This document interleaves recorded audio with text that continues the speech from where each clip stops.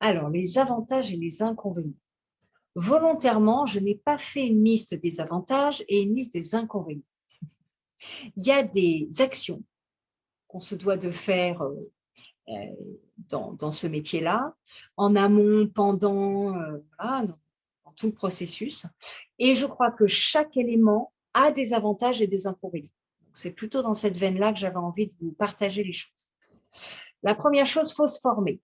Alors, l'avantage, c'est qu'en fait, on vous donne dans toutes les formations, hein, j'ai un organisme de formation, je forme des coachs depuis une quinzaine d'années, mais je ne suis pas la seule à bien faire le job. Je travaille pour d'autres organismes de formation que le mien qui font très, très bien les choses.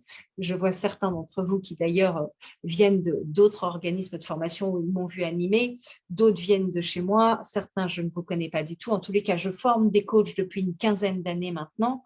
Euh, et c'est très agréable de se former parce qu'on vous partage vraiment du concret, des expériences, des exemples de qu'est-ce que vous allez retrouver, quels sont les processus à appliquer, comment on pose des questions, comment on clarifie un objectif, comment on mène vraiment presque dans le détail euh, un contrat de coaching. Et vraiment, vous avez une somme d'informations dans les formations. C'est vraiment ça l'avantage parce que on vous donne tous les éléments pour bien faire ce job de façon légitime, de façon sécurisée, individuellement comme collectivement. Et vraiment, c'est ça l'avantage. Si c'était, on part comme ça sans formation, les coachs seraient bien plus embêtés qu'ils ne le sont.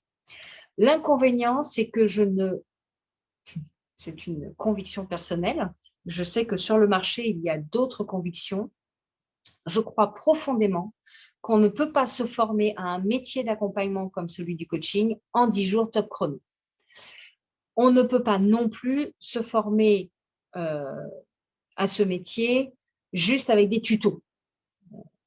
Je fais moi-même des Zooms, des webinars. Je suis en train de formater tout un ensemble de tutos pour accompagner l'apprentissage, mais ça ne peut pas être que ça. Donc, ça va prendre du temps. Il va falloir être présent pendant les sessions, que ce soit en Zoom, hein, ça dépend vraiment des organismes de formation, mais que ce soit en Zoom ou en présentiel, ça demande du temps, ça demande de l'implication, et c'est peut-être ça l'inconvénient, c'est que ça ne se fait pas en quelques heures top chrono et que on va prendre en charge un autre humain et que ça demande du temps, de l'expérimentation, de vraiment s'impliquer dans le temps de formation. Voilà, ça, encore une fois, hein, c'est une conviction personnelle et je sais qu'il y a d'autres propositions aujourd'hui sur le monde des formations de coach. Mais je crois que plus on avance et plus on se rend compte combien c'est important d'être formé correctement en présentiel ou en distanciel, hein, peu importe. Je connais des organismes très performants qui font que du distanciel. Moi, j'ai mis en place le distanciel pendant le confinement, mais avant, je faisais que du présentiel. Aujourd'hui, je me dis que je veux faire un petit bout des deux, ce qui est plutôt voilà, une preuve d'adaptabilité, mais il faut se former et ça dure un petit moment. En général, d'ailleurs, les formations, on va par exemple, la mienne, je suis sur 200 heures. On peut être sur beaucoup plus, hein. Il y a des organismes de formation qui font presque 50 jours. Donc voilà, donc c'est à vous aussi de savoir choisir, hein. Mon propos aujourd'hui n'est pas de façon obligatoire de vous dire moi je le fais et je le fais comme ça. Mon propos est surtout de vous dire qu'est-ce qui est attendu pour devenir coach et est-ce que c'est fait pour vous. Autre principe d'avantage et d'inconvénient, c'est que vous êtes le ou la responsable de votre activité. Donc, beaucoup d'avantages, puisqu'en fait, c'est vous qui décidez de votre planning, c'est vous qui décidez quand vous bossez, c'est vous qui décidez quand est-ce que vous allez chercher vos enfants à l'école, c'est vous qui décidez quand vous prenez des vacances, c'est vous qui décidez de ce que vous faites de vos week-ends. L'inconvénient, je ne vous cacherai pas qu'il faut bosser. Personnellement, je peux bosser jusqu'à 70 heures par semaine, certaines semaines, mais je prends 8 semaines de vacances par an, ce qui n'est pas à la portée de tout le monde. Donc après, c'est vraiment c'est l'avantage et l'inconvénient d'être dans une activité d'entrepreneur. C'est qu'on doit bosser énormément puisqu'on est fortement responsable de ce qui rentre à la fin du mois comme finance. Et en même temps, je suis seule maître à bord et c'est moi qui décide de la façon dont je travaille, de ce que je souhaite gagner. et de mes limites et de mes aspirations et de quel temps je consacre à mon job. Et du coup, j'aurai le résultat qui correspond au temps que j'y consacre. Et moi, je dis toujours, hein, je suis maman. Et eh bien, j'ai pu m'occuper fortement de mon fils à la sortie de l'école quand il était plus petit. Aujourd'hui, c'est bon, il est adolescent, il a ses copains, je le croise. Mais voilà, ça a été un vrai choix pour moi que de bosser fortement quand j'étais sans mon fils et de pouvoir consacrer du temps à mon fiston. Ça a été mon choix et vous pouvez faire un tout autre choix. Vous êtes maître à bord. C'est vraiment une activité qu'on peut mener en pleine autonomie. Et évidemment, développer votre planning bien à vous. Vous avez cependant besoin pour démarrer ce type d'activité d'une sécurité financière. C'est l'avantage et l'inconvénient d'après, ça met un certain temps à démarrer comme toutes les entreprises. Donc, si vous démarrez sans rien avoir comme fonds financiers ou comme sécurité financière, parce qu'en fait, moi, j'ai des gens qui démarrent en n'ayant pas forcément mis de côté des sous, mais qui savent pertinemment qu'ils ont, par exemple, 23 mois de chômage. Et ça, c'est une sécurité financière. C'est la possibilité de construire sa formation, de s'impliquer pleinement dans une formation et de s'impliquer fortement dans un début d'activité qui ne sera pas tout de suite rémunérateur, et qui va de toute façon à un moment donné vous rapporter de l'argent.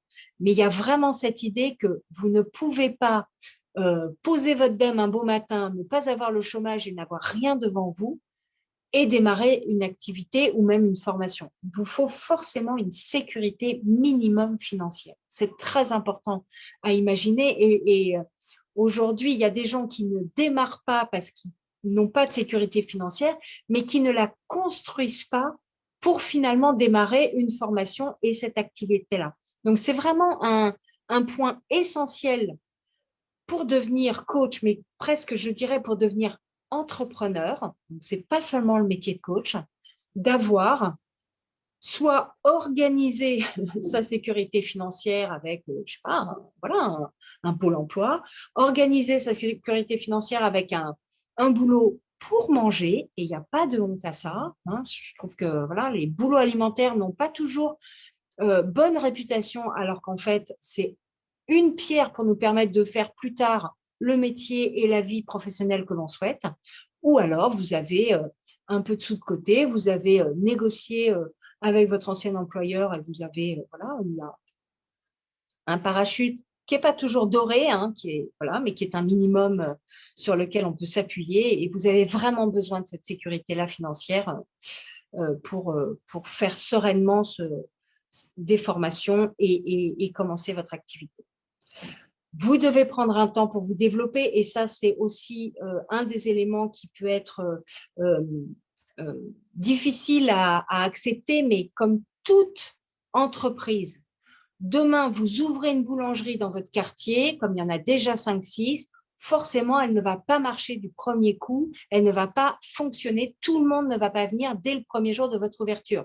Vous allez mettre un certain temps pour avoir un minimum de réputation, que le bouche à oreille se fasse, qu'on sache que vous faites du bon pain et qu'il y ait des gens qui disent non, non, moi je reste chez le concurrent et qu'il y ait des gens qui disent non, mais finalement, j'ai envie d'aller avec cette personne. Et bien, pour le métier de coach, comme pour beaucoup de métiers, c'est exactement la même chose. Pour ceux qui sortent du salariat, c'est une vraie différence. C'est que c'est vraiment, vous êtes responsable, vous avez besoin d'avoir prévu un petit peu cet espace de temps et vous avez besoin de ce temps pour vous développer.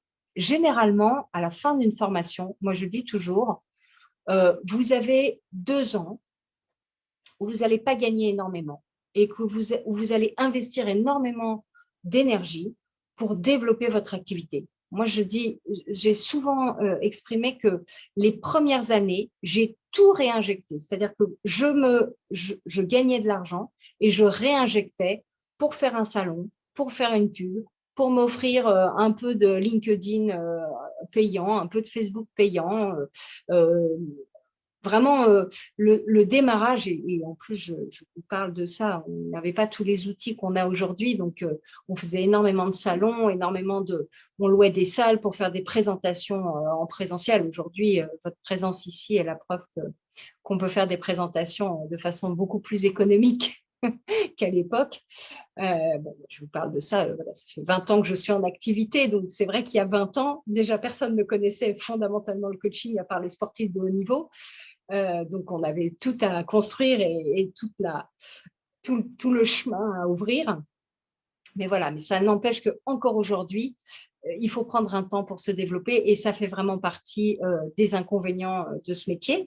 Maintenant, vous allez avoir du temps puisque vous avez la formation, vous avez le début de l'activité et ça va vous permettre de construire correctement toute votre activité.